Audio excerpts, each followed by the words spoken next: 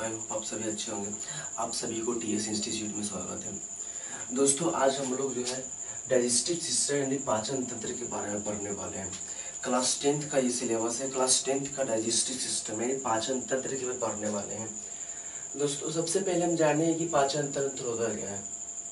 पाचन तंत्र, अब इसको हम जानेंगे, अच्छे से जानेंगे। पहले इसमें पाचन तंत्र होता क्या है, पाचन की शुरुआत कहाँ से होती है और कहाँ तक जाती है, तो देखते हैं। पहले हम लोग पाचन तंत्र का अर्थ समझेंगे। पाचन तंत्र समझिएगा, अपने तंत्र बहुत सारे अंग मिलकर अंग तंत्र का निर्माण करते हैं।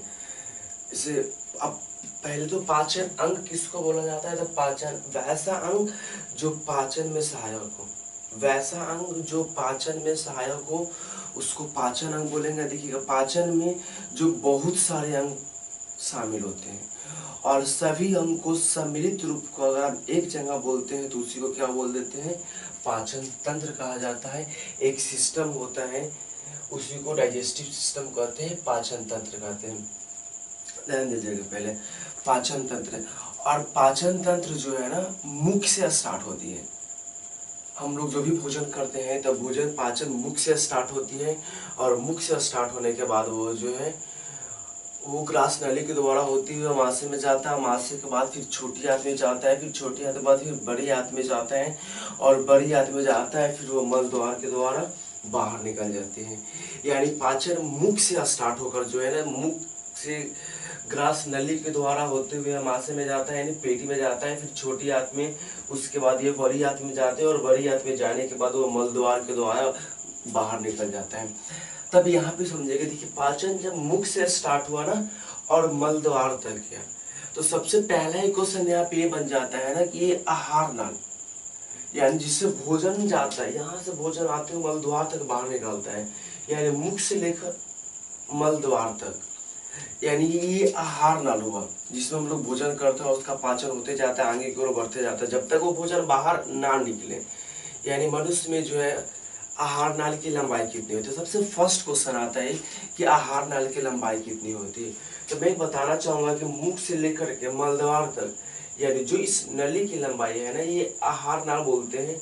जो ये आहार नाल की लंबाई है ना वो लगभग 8 से 10 मीटर की होती है, अप्रोक्स लगभग 9 मीटर, यानी 8 से 10 मीटर होती है। अगर उसको अगर हम और फीट में बोले ना तो लगभग 32 फीट होते हैं। यानी मनुष्य के आहार नाल की लंबाई कितनी होती है, तो 32 फीट होती है। अब देखिएगा तो लगभग 32 फीट बोल रही है, अगर मीटर में बोलना चाहेंगे तो 8 से 10 मीटर यानी 9 मीटर के लगभग होता है, उससे कम या थोड़ा सा ज्यादा होता है। अब समझेंगे पहले क्या, मनुष्य का पाचन। देखिए ना, सबसे पहले हम लोग भोजन करते हैं तो भोजन मुख, तो अब यहाँ पे जो है ना मुख से, तो मुख गुहा से ही भोजन का पाचन शुरू हो जाता है। मुख गुहा से भोजन का पाचन शुरू हो जाता है। मुख जैसे भोजन में करते हैं तो वो क्या होता है, पहले वो दांत जो उसको छोटे छोटे टुकड़ों में तोड़ना शुरू कर देता है, यानी इसका पाचन जो है मुख से स्टार्ट होता है। अब देखे ना, मुख में भी पाए जाते हैं एंजाइम पाए जाते हैं। ये जो क्या करता है, भोजन को छोटे छोटे टुकड़ों में तोड़ता है और इसके बाद जो इसमें लार होता है, सिलवा होता है, लार होता है, और मुख गुहा में जो है 3 जोड़ी लार ग्रंथियां पाई जाती हैं। हमारे मुख गुहा में 3 जोड़ी लार ग्रंथियां पाई जाती हैं।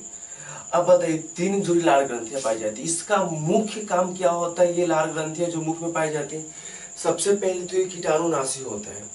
कीटाणुनाशी का मतलब क्या, वैसे ये भोजन जो है ना इसमें अम्ल की मात्रा लगभग थोड़ा बहुत होता है।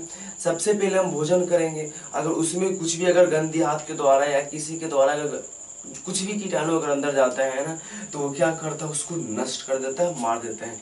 और क्या करता है, वो भोजन को मुलायम बना देता है, रस चिपचिपा बना देता है, मुलायम, ताकि जो भी जटिल भोजन हो उसको अंदर ग्रास नली के द्वारा आमाशय भेजने में आसानी हो। यानी वो भोजन को चिपचिपा मुलायम बना देता है और ये कीटाणुनाशी होते हैं। तो पहले तो मुख से पाचन होगा। दांत क्या करेगा, उसको, दांत 4 प्रकार के होते हैं दोस्तों। दांत उसके भोजन को छोटे छोटे टुकड़ों में तोड़ देता है। देखना, जीभ पाचन में खास सहायक नहीं होता है। जीभ जो होता है, जीभ के ऊपर पतले पतले कलियां जैसा होता है। अगर ये इसका जीभ, इस पे पतले पतले कली जैसा होता है जिसको हम लोग स्वाद कलियां बोलते हैं। ये जो भोजन को स्वाद पता करता है, ये खट्टा है मीठा है, मतलब कोई भोजन करने खट्टा लग रहा है मीठा है तीता क्या है, ये स्वाद कलिया के द्वारा पता चलता है। और दांत जो क्या करता है भोजन को यहीं से पाचन शुरू करता है, छोटे छोटे टुकड़ों में तोड़ना शुरू कर देता है दोस्तों। अब देखिएगा जो मुख से पाचन होगा, फिर ग्रास नली, ये ग्रास नली में भोजन का पाचन नहीं होता है, और ये ग्रास नली की लंबाई दोस्तों है ना लगभग 25 मीटर होता है। ये ग्रास नली की लंबाई जो है लगभग 25 मीटर होता है। अब देखेंगे ग्रास आहार नाल की टोटल लंबाई कितनी होती है दोस्तों, तो 32 फीट होती है, या लगभग 8 से 10 मीटर का होता है। अब बताइए इसकी लंबाई तो 8 से 10 मीटर, आहार नाल की लंबाई 8 से 10 मीटर हो गया, और इसकी जो व्यास, इसका व्यास जो होता है ना वो लगभग 2.5 सेंटीमीटर होता है। आहार नाल का व्यास लगभग 2.5 सेंटीमीटर होता है, और इसकी लंबाई 8 से 10 मीटर लगभग होती है, लगभग 32 फीट होती है। अब मुख के बाद ये ग्रास नली के द्वारा होते हुए भोजन जो है हमारे अमाशय में आ पहुंचता है, और ये ग्रास नली के द्वारा भोजन धीरे धीरे यहाँ पे आकर कहाँ पे पहुंचता है, भोजन अमाशय में पहुंचता है। अब यहाँ पे जो भोजन है ना वो लगभग 4-5 घंटे रहती है, यानी अमाशय को ही हम लोग पेट बोलते हैं दोस्तों। ये अमाशय जो हुआ ये हमारा जो पेट है अमाशय, ये अमाशय को ही पेट कहा जाता है। तो जब ग्रास नली के द्वारा लगभग 25 सेंटीमीटर के रास्ता तय करने के बाद भोजन जो कहाँ पे पहुंचता है, अमाशय यानी कि पेट में आता है। अब यहाँ पे देखना क्या होता है, अमाशय में एक पाइलोरी ग्रंथियां पाई जाती है। अमाशय में एक पाइलोरी ग्रंथियां पाई जाती है जिससे जठर रस का स्राव होता है, जिससे एक रस निकलता है, उसको हम लोग क्या बोलते हैं, जठर रस बोलते हैं। ये पीला रंग का होता है, चिपचिपा द्रव है ये, यानी जठर रस ये पीला रंग का चिपचिपा द्रव है। देखना अब जैसे भोजन यहाँ पे आता है ना, अब यहाँ पे इसका ये जठर रस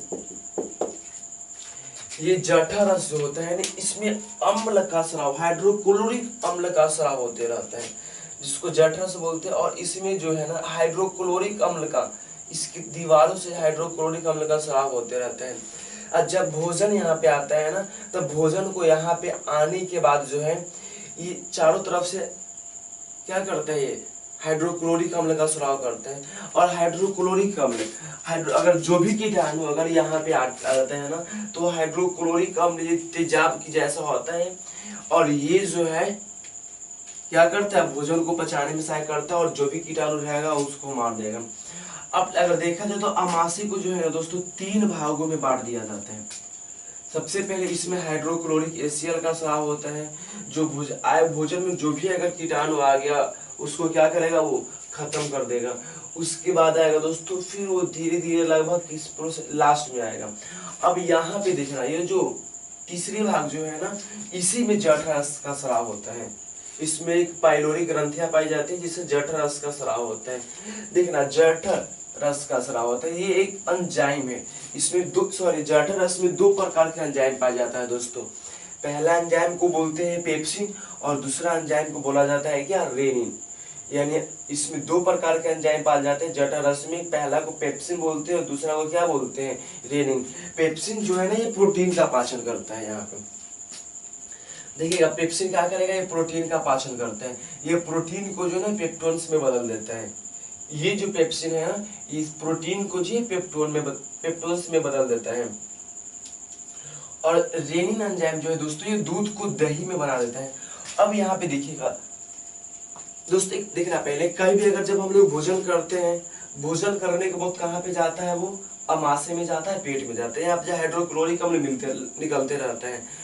अब ये जो हाइड्रोक्लोरिक, अब जैसे हम लोग भोजन ग्रहण करते हैं तो कभी कभी देखना उल्टी या वोमिटिंग हो जाता है। सीबीएसई वाले इसको वोमिटिंग बोलते हैं, हम लोग उल्टी बोलते हैं।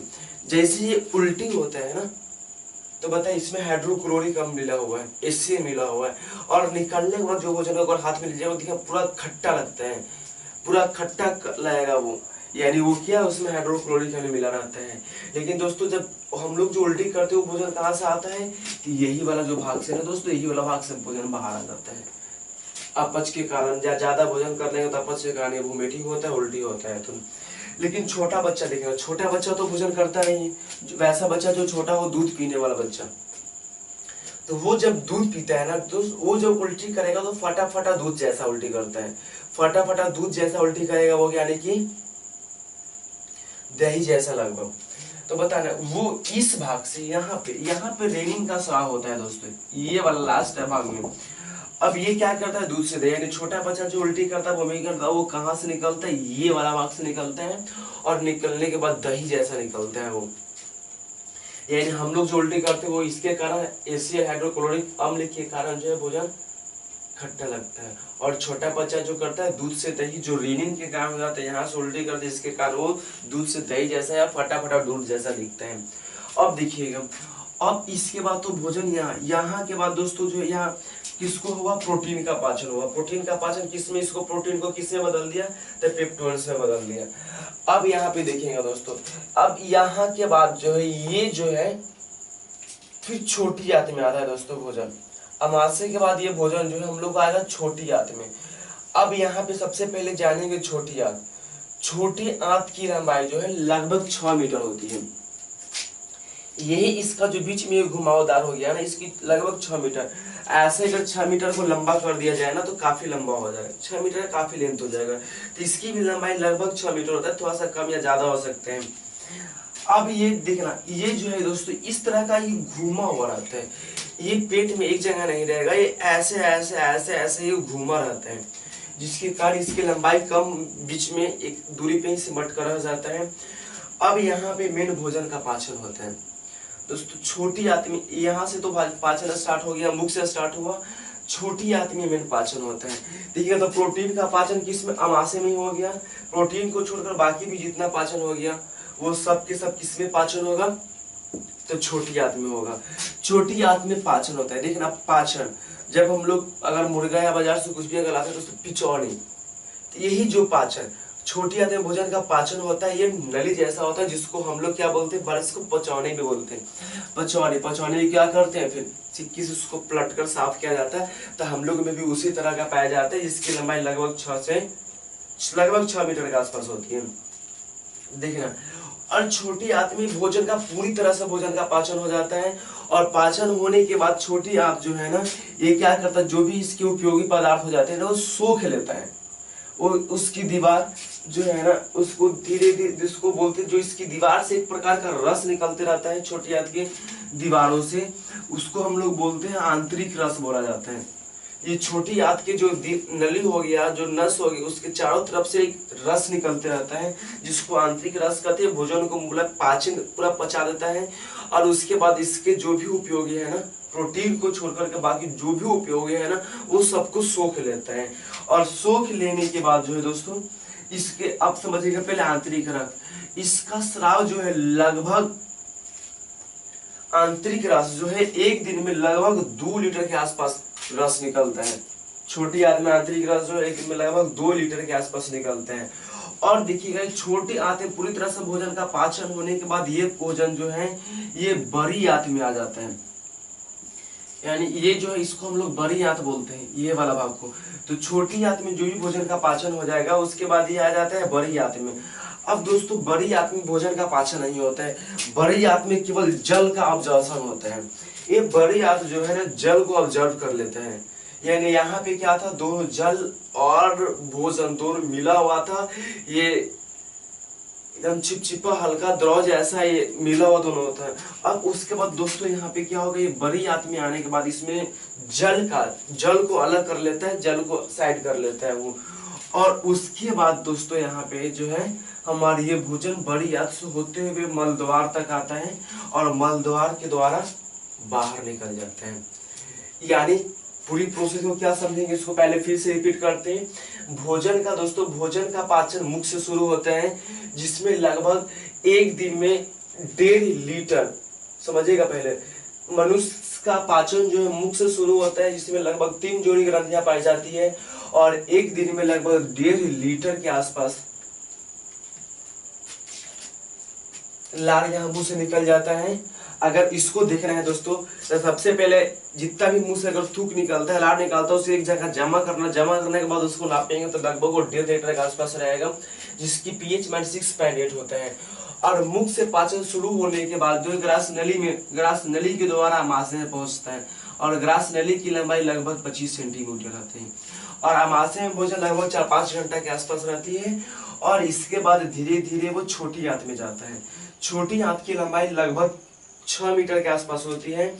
और इसके बाद जिसमें भोजन पूरी तरह से पाचन हो जाने के बाद जो है भोजन बड़ी आंत में जाता है, यहाँ पे जल का पाचन होता है, जल को जो अलग किया जाता है। और उसके बाद बड़ी आंत द्वारा होते होते मलद्वार के द्वारा बाहर निकल जाता है।